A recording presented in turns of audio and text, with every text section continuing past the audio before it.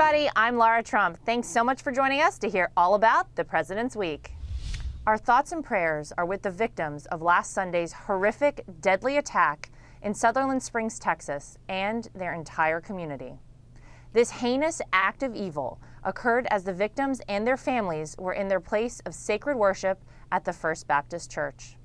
Thankfully, a heroic neighbor acted quickly and decisively to chase the attacker away and bring an end to this evil, though so many lives were already lost. In dark times such as these, Americans do what we do best.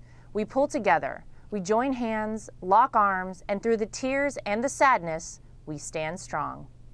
Please join us in praying for the good people of Sutherland, Texas. We will never leave their side.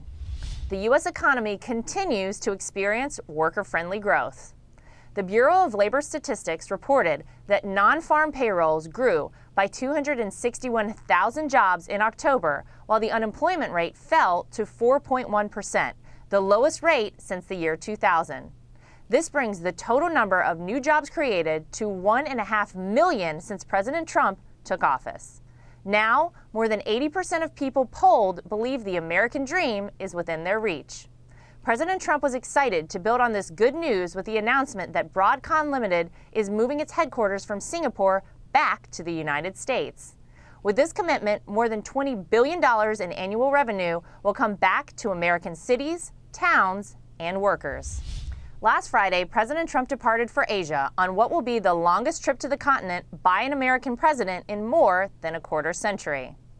The president has several major objectives on this trip: demonstrating our nation's commitment to Asia, strengthening international resolve to denuclearize North Korea, promoting a free and open Indo-Pacific, and advancing American prosperity. This trip will strengthen U.S. alliances and partnerships with visits by the president to Japan, South Korea, Vietnam, the Philippines, and China. President Trump is addressing a wide array of strategic issues with foreign leaders, including a huge announcement of billions of dollars in agreements with China. Over the last decade, too many hardworking Americans have struggled to find good-paying jobs, make ends meet, and provide for their families. They are the focus of President Trump's tax plan. Strengthening and growing the middle class and keeping more money in people's pockets will help build a stronger America. At the same time, taxpayers deserve a system that is more simple and fair. America's tax code should be working for, not against, middle-class families. There is still time to contact your representative and senators to encourage them to support President Trump's tax plan.